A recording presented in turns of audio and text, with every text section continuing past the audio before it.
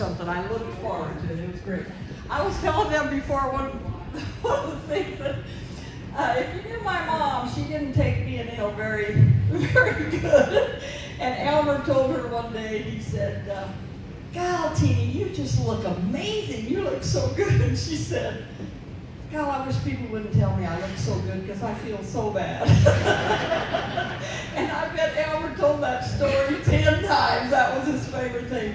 No, we were, Dory's kids and us were like brothers and sisters. We were double first cousins, lived a mile and a half of the road, loved, in the dirt roads and stuff, when it rain or snow.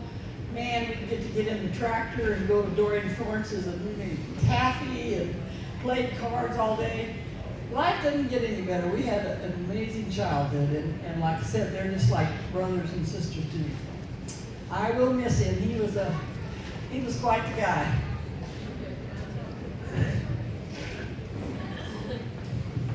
I've told this story a number of times, and I don't remember who I told it to. I think my kids know it as the Crippled Cow story. But Elmer was about 17 or 18 years old, and so I was about 7 or 8.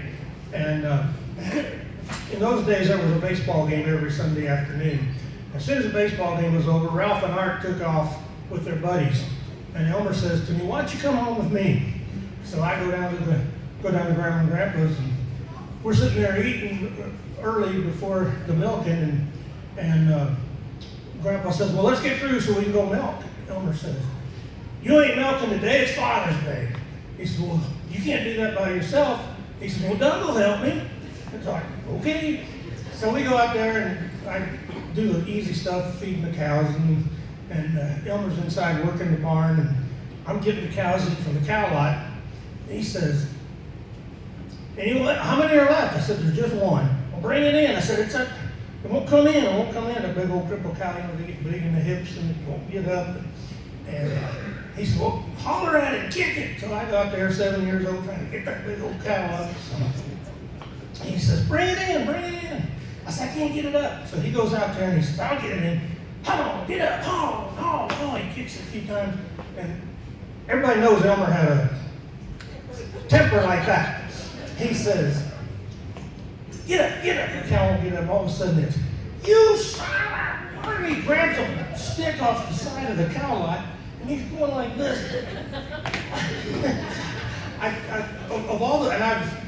We lived in Houston for a long time and spent a lot of time with him.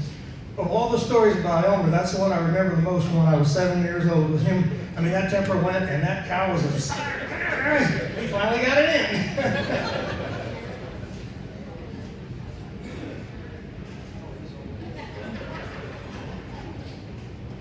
That was a short remembrance. Okay, I'll tell some more.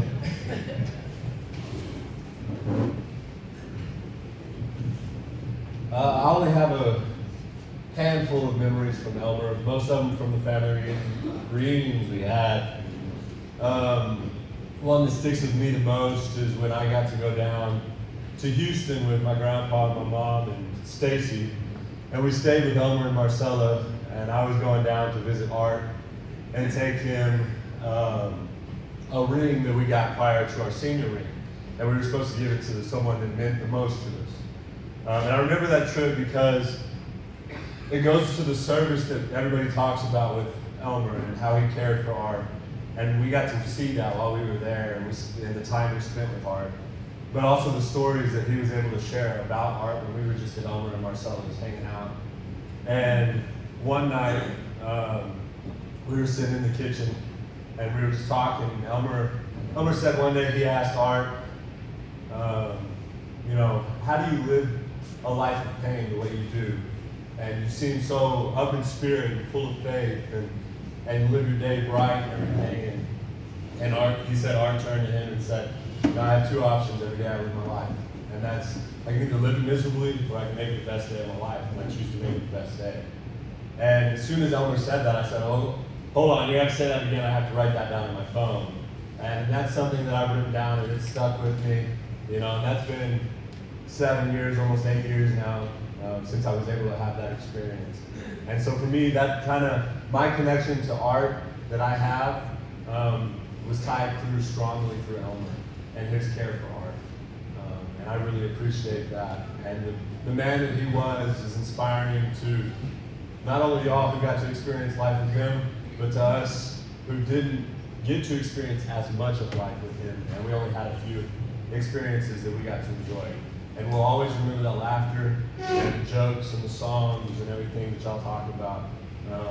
His laugh over the speakers, I can hear that every day of my life if I wanted to. I just have to think of his name, and that laughter is just the first thing that comes to mind. So that's my experience and my story.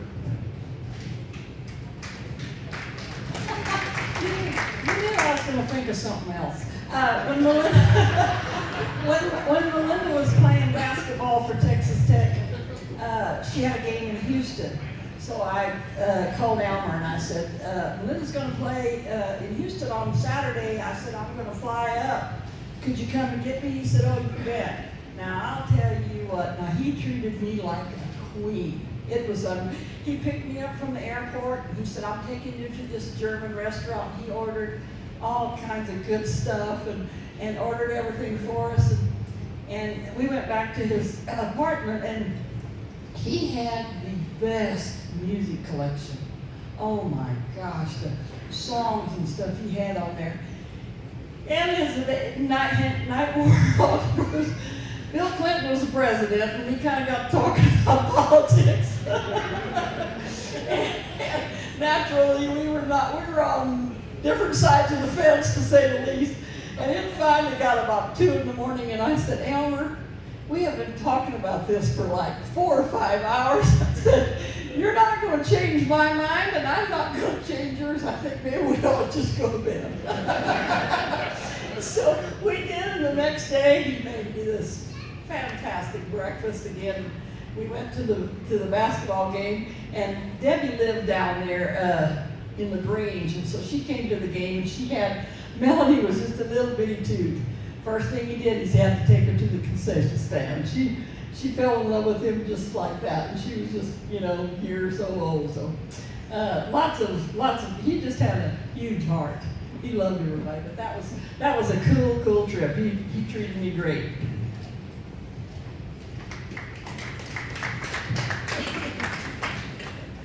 Hello, I'm Rachel, Dottie's youngest daughter. My brother Dave sent something for me to read, so I'm going to share this memory and then my own. So this is from Dave. Elmer was an amazing uncle. I remember his love of life and up for anything spirit from my youngest days. He visited us in Chicago when I was about 10. My friends and I had finished adding the 4th story to a clubhouse we had built in the backyard, which our backyard was cement. It was something. Still not sure why Mom let us build that thing or how we got away with taking apart the fence to use for materials. But we were most of the way through construction of the garage part of the clubhouse, where we planned to park our bikes, but we needed a door. Mom asked Elmer to help. He stared at the clubhouse for a bit, shook his head, and laughed in the way only he could laugh. Then we were off to the hardware store to buy plywood and hinges, and after a few sweaty hours wrangling a circular saw and drill, the masterpiece was finished. Elmer had a fire inside him that burned with unbridled love that he could help but share with others. He was my confirmation sponsor. He was the one who picked me up from the airport in Houston and treated me to buffalo wings after I'd spent 6 weeks in Costa Rica. He taught my 4-year-old son how to say, "You little shift." Not what Elmer had actually said, but that term lives on in our family. Elmer warmed every room he walked into. I pray that his spirit will live on in all of those whose lives he touched. So that was from Dave. And the memory I want to share is growing up, I only knew one of my grandparents. My dad's parents had passed away before I was born, and Florence had passed away before I was born, so my only grandparent was Grandma Dora. And she passed when I was about 6 years old. and I think it was either in 92 or 93, but Elmer came to Chicago to visit us. And my mom gathered us all in the living room and said she had an announcement to make. And Elmer still had his coat on when this happened. And my mom sat down and asked Elmer to be our honorary grandfather. He said yes. And we all embraced, and you know, growing up without grandparents, I didn't really know what that meant, what that technically your duties are, but we were all in. So I think some of the things that he did that a grandpa would do, he rubbed your back when you were sad. He made everybody's joys deeper. He made sorrows more bearable. He danced around like a monkey when the Rockets won and complained the numerous times that the Vikings lost. He let us jump off the top of his stairs onto his couch. He sang to us. He sang with us. He lived with zest. He brought joy to everyone that he knew. He was so funny. He was so fun. He really cared. And when he met Marcella, he was complete. The relationship is something that I strive for. She was always his number one priority and had no apologies about it. He grabbed you and made you dance when you didn't want to.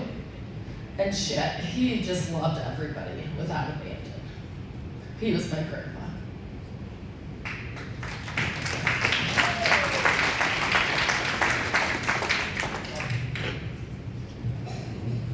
I don't have any stories to tell, but I was talking to Marcella when we were in Houston, and there are some tools that he has that belong to Grandpa Florence, and she would like for someone in the family to have these tools. If somebody would like to drive down there sometime and pick it up, there's a table saw there. And I'm sure this has been blessed with lots of GDs and SOBs. So it's in good shape. There's a miter saw, there's a circular saw, there's some other stuff there that he has and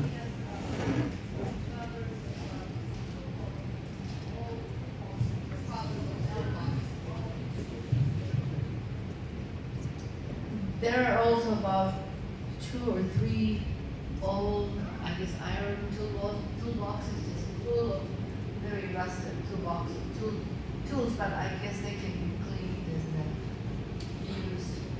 But I like to know if anybody's interested, because I would really hate to give them away or throw them away, because there's a lot of them. But this electric saw, there are 2 or 3. One was a press or something, real press. So let me know anybody that I'll be glad to send it to you, or if you come back to Houston, come by the house and pick it up. Somebody should keep those tools there. Along with him.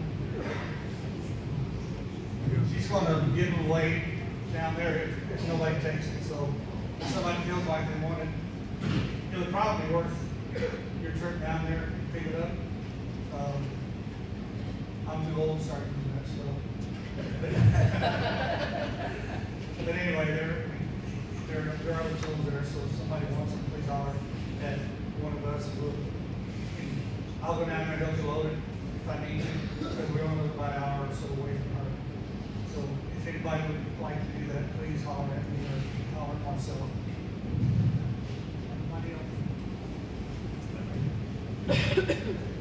Just one quick story that's kind of the staple for the family. Back when Elmer and I were traveling to the seminary, Mom and Dad took us one time went to Nub and Mary's, and then we went on to Missouri, and them hills are like that. Mom was driving. She always packed us lunch so we didn't ever have to stop, and we had some peaches that had kind of gotten a little soft, and So Elmer and Art and I were sitting in the back seat. Elmer against opposite the driver, and Art and then me. Elmer says, I wonder if I toss one of them pizzas if I could hit a car going by. And I don't know what the odds of that are, but he saw that car coming and he opened his window and hooked that thing over the car. And I mean perfectly splat that guy's windshield. And that guy stopped, stopped. We was watching him, he turned around, and he was following us, and Elmer said, tell Mom. I said, Mom, Elmer hooked the peach over the car and hit a guy in the windshield. She said, you damn kids anyway. And I mean, she floored that thing. Dad was always the one that was taking care of the map, how we'd go flying by where we were supposed to turn. And so here we have to stop and turn around and we meet this guy. And Dad was sure we were going to get killed. We survived.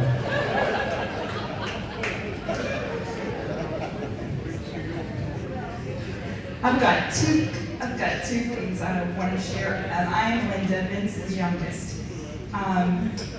Last night, this is for you too, Beth. Last night when we were singing the Snakes Crawl at Night song, I could immediately have a vision of myself sitting on the stairs at Grandma Dorothy's, looking through the things, through the rails, and when I was probably maybe 5, listening to you guys sing that, I really thought it was about snakes crawling at night. And so when we got ready to leave, I was begging Daddy to carry me to the car. And he was like, for heaven's sakes, you can walk. So that song to me, still to this day, I am not a critter person, still to this day. If I see a critter, that song comes to my mind. And then the other thing is we lifted up Barker, and when Elmer had his convertible Mustang, he came and picked us up, maybe 2 at a time, and took us through the lake with the top down on his convertible. And so those are a couple of memories that I will always cherish.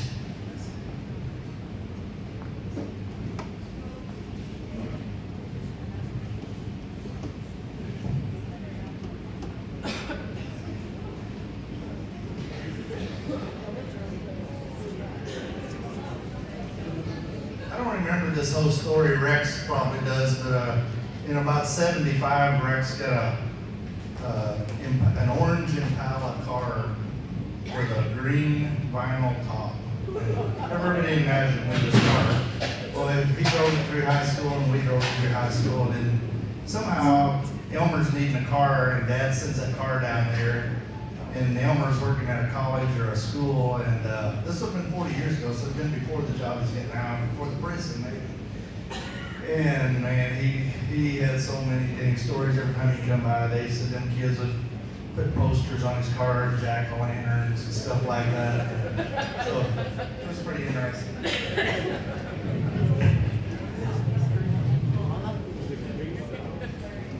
It looked like, yeah, I can imagine it looked like a jack-o'-lantern.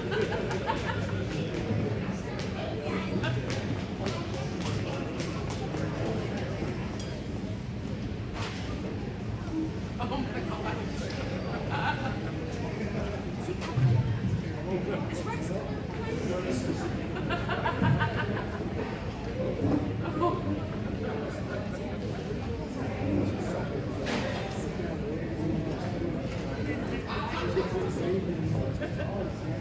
I have a punchline that's related to Elmer, and I think my dad used to tell this story, and I really don't remember the story.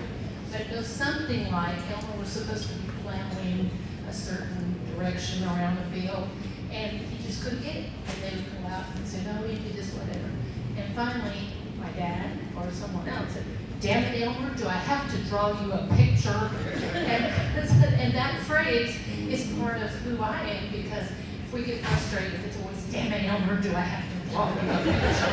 So he carries my frustration.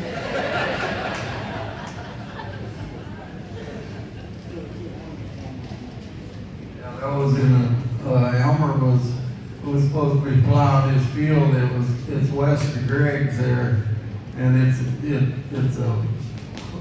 that'd be a quarter of a section, and they had a little old one-way plow, and it'd take forever for him to get all the way around that, so he decided to divvy it up, and he started making little old plots. Ed was so mad at him.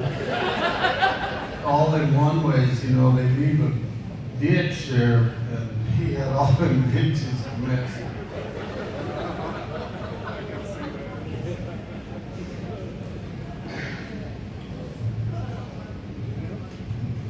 This story's a little bit against myself, but there was a whole team reunion about 20 years ago, and Brady was only 3, and I was pregnant, and Brady had a real bad ear infection, and we were staying at Mom and Dad's, and I had a cranky kid, and I was cranky, and don't ask Sean because he might go on with that story. But anyway, all of a sudden we start hearing all this noise outside, and couldn't decide what was going on. Well, here it was Elmer and Sean and Kevin and Kieran and a bunch of the whole teams out on the tennis court, and they had the guitar out and they were just singing. Man, they were having the best of time singing, and I'm crabby and I think, I'm gonna go out and tell them they need to cut it off.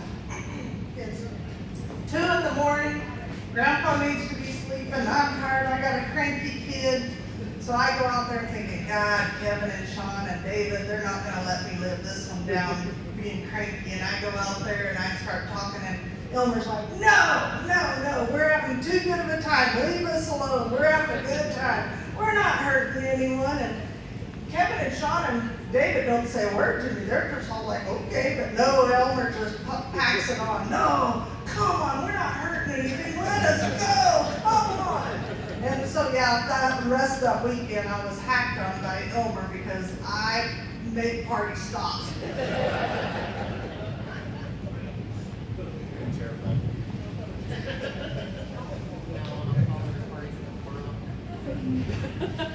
So over the past few months, I've gotten the privilege of getting to talk with Elmer a lot on the phone and getting him on Zoom. And honestly, one of the first times, it was seamless, okay? Like, it took a little bit the first time, but pretty seamless. And then we started having computer issues every single week. And after about probably the 4th or 5th time, I got on Zoom with my family and I said, I had no idea that you could use the same cuss word as a noun, a verb, an adjective, a conjunction. I learned a lot of words from Elmer working with the computer. And one time we were like, you know what, forget the computer. And so I had him, you can call into Zoom. And I didn't want to have to explain how to do that. So what I did is I called Elmer, and then I put him on hold, and I called into Zoom and merged the call, and I said, Elaine was on, and she said, Elmer, can you hear me? And he says, no, I can't hear you, and hangs up. And it was just, no matter what we would try, I was like, how can you not hear? But it was always a good time getting him on. We would talk for sometimes hours getting on Zoom. So for that, I'm forever grateful.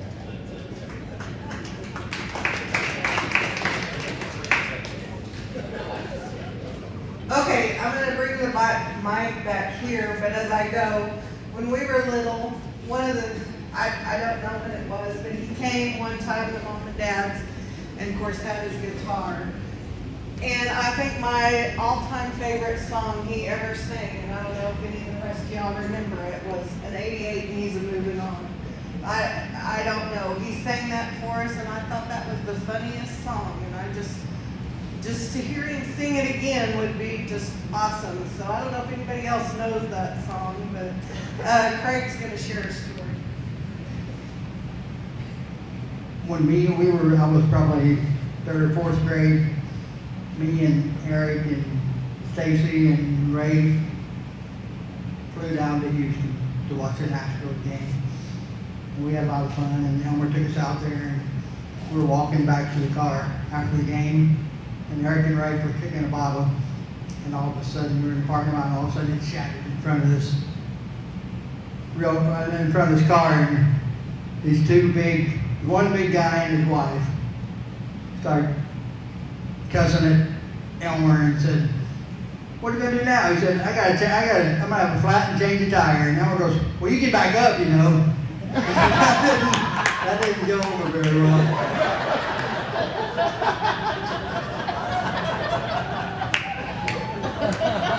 I know Elmer, when they've talked about that story, Elmer would always say, I didn't think I was going to get those kids out of there alive.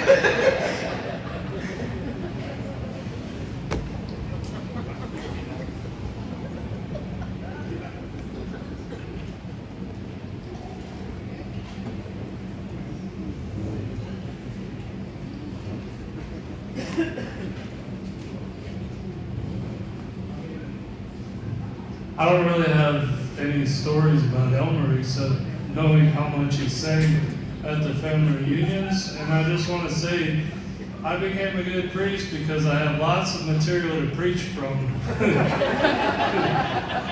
So, lots of things stored in this memory, and I pray them out regularly. So, God bless all of you. And I have to go say Mass, so God bless all of you who have to go back. So I'll be praying for y'all.